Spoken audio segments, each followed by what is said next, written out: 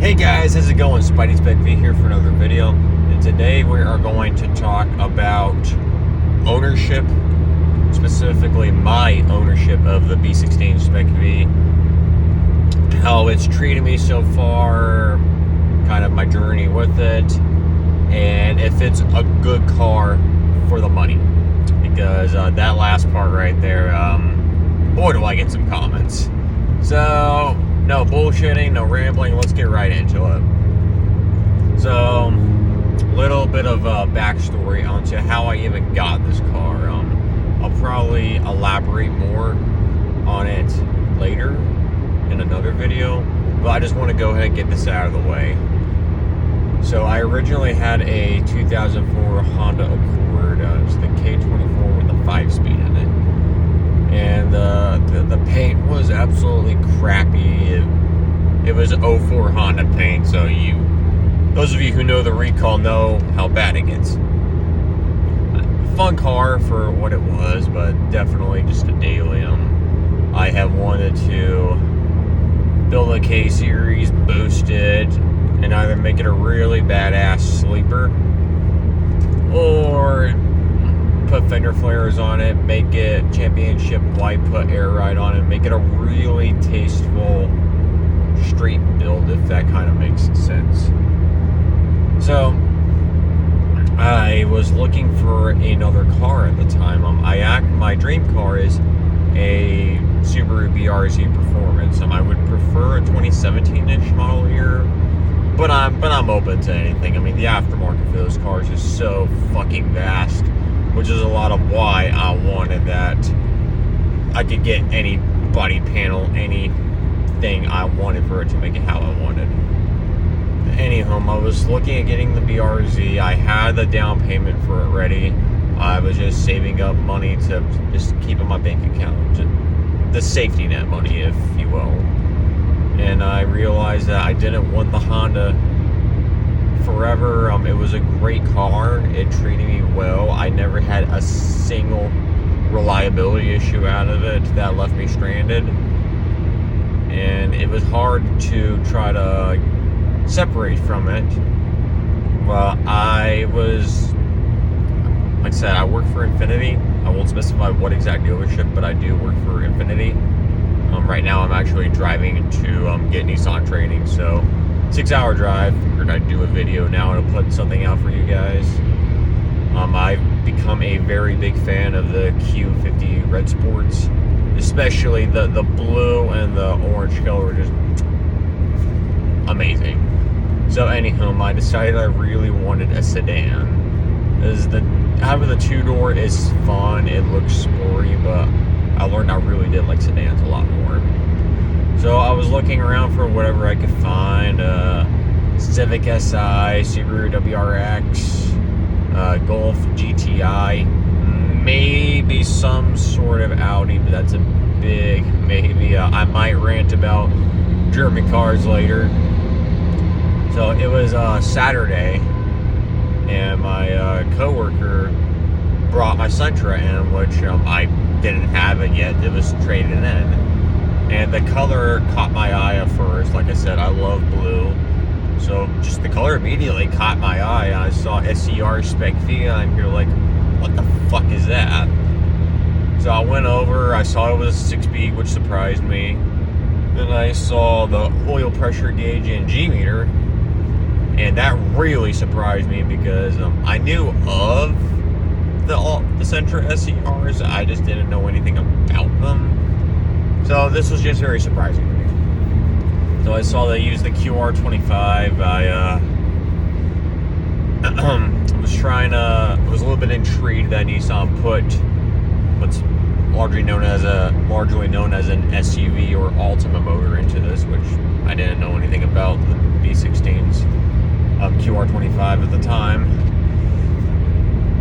My parts guy at the time, who's also one of my subscribers, which is kind of cool. His name is Matt.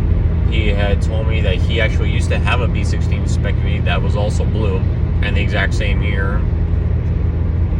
And he actually won his first autocross trophy with the car. He said it had really great torque, really good handling. And then he did the thing that car guy buddies do when they want to piss off the other, but in a joking way. It says, oh, just so you know, that Sentra is faster than your Honda. It could whoop your ass. So I got a little bit mad. So I said, well, let me go drive this car and see if that's actually true. More torque than the Honda had by a good bit. Like, the fact that I could spin tires as easily as I could with it shocked me. So I took the car home for the weekend. I did an extended test drive. I realized I really loved the car. I thought it was super neat. And then I bought it and I traded in the Honda, which was a little bit sad to get away from the Honda because I'm not the Honda stereotype Honda hater. I really do like them. I would love an EG or an EK hatch. But the Sentra, definitely an upgrade. Especially when you consider that my Honda did not have heat or AC because they both broke. And this car has both of them now. So that's how I got my Spec V, and that's how I learned that they existed. Now, when I started researching stuff for it, and this is where I kind of want to preface for you guys that either are looking for one or already have one. So those of you who already know what the car is, you already know some of the things I'm about to be talking about. Then those of you that don't know, I hope you came across the right video. When I started looking up stuff for this car, actually on my lunch break before I ever owned the car, I research anything before I do it. Part of being a technician, I guess.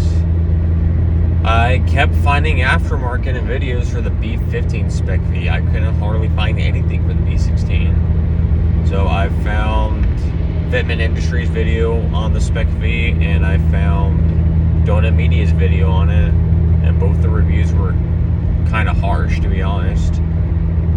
And it didn't deter me from the car. I realized I really did want it. But what I learned from YouTube and Google is next to no love for these cars, and that is a humongous downside, which leads to my next point. People who do know the car exists, maybe they had an older B15 SCR or Spec V, or maybe they just flat out knew about the car in general. When they see you driving one of these, you're gonna get some love for them. It's always really cool to meet someone that knows what this car is and thinks it's awesome that you're modifying it and doing stuff with it. On the flip side of it though, because these cars are so uncommon, when you meet people that think it's just a Sentra. Sorry, cop got behind me, so I immediately paused the video. Hashtag car guy fears. So anyhow, people who don't know what it is, don't know about the Sentra Spec V, you're gonna get shit talked. I've gotten shit talked a lot on my Instagram reels, and then not really on my YouTube reels, and I kind of hope it stays like that. But people don't know what it is. They just see the Civic Si or Golf GTI as the better competitor. You're gonna get shit talked immensely, which I understand some of it, but in my opinion, being a car enthusiast means you're open-minded to all cars. Except Teslas. Fuck Teslas. Electric cars. Just in general, electric cars. They don't go vroom vroom. But I don't want the negativity to deter you from getting this car, because do I recommend this car? Absolutely. If I didn't recommend this car, I wouldn't have made a fucking YouTube channel on it, nor would I be modifying it. So, on a list of things to know about this car, let's talk about maintenance. Because with any car, maintenance is a factor. So when I got this car, the oil pan gasket was leaking, so I had to fix that. And the valve cover gasket was leaking, which I had to fix that. It's leaking again because I used an aftermarket gasket, which found out that Nissans are pretty sensitive to whether or not the parts are OEM. and I will be making a video on doing the valve cover gasket if you guys are interested. So valve cover gasket, oil pan gasket, spark plugs, ignition coils, which I'm probably going to get some new ones sometime in the next few months or so, just because. I did the rear brakes, I did the front brakes, I upgraded to the R1 Concepts rotors with Akibono pads and the Goodrich stainless steel brake lines, which 1000% recommend this brake setup. And I've changed the battery and the alternator twice now. So, and I've replaced the AC compressor and the bank 1 and bank 2 air fuel sensors.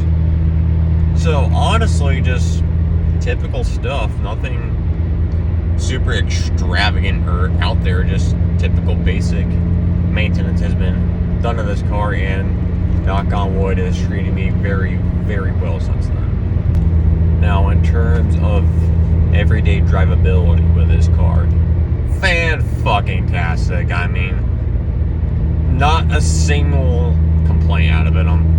The only two things I don't like, and these are very nitpicky things, is I have automatic down but manual up, which working for Infiniti, we have automatic up, so I'm just accustomed to it. But I would just like automatic up as it is. And then the little screen not working, which 98% of you know that it doesn't work with aftermarket radios. I would love to do something about those two, but I'm not going to. But those are literally the only two major cons I can think of.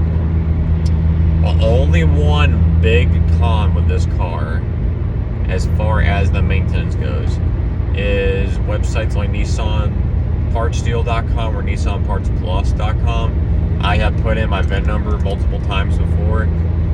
It does not show up anything for the Spec V. Nothing at all. And I believe if you go onto Nissan's main part website, you can indeed find parts for this car, but like 98% of it is discontinued. So beware. If you want OEM parts, they're not incredibly difficult to find, but you will have to do some detective work on them. Typically what I do is a lot of the stuff on the QR, such as the alternator, probably the AC compressor, stuff like that, you could probably get it off an Altima and be completely fine with them. I've also learned RockAuto.com, it typically lists which parts are the OEM part.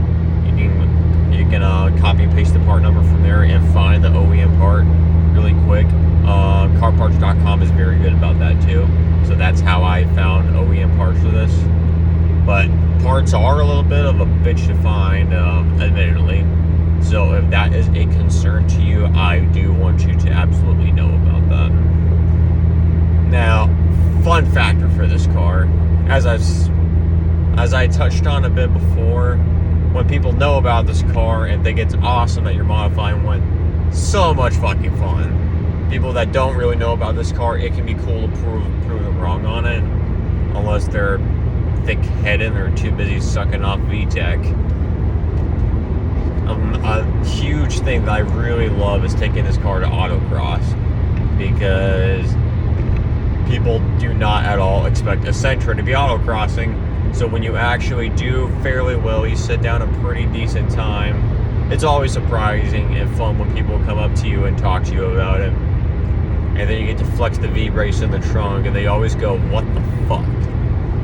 So that is always fun, and that's a huge reason as to why this car, it handles very well as it is and has a good power band. But my power band is thanks to Bobby Haskell. He's an up-rev tuner, and I'm just waiting on my revised map from him, and then I will be making a video on how to get tuned on up-rev. So that's really all I can think about for this car. I just wanted to get something out to you guys. Thank you so much for watching. Please like and subscribe. Both are completely free to do. And if you ever have any questions, feel free to comment down below with a question or hit me up on Instagram, which is the same as my YouTube name. So until then, I shall see you in the next one.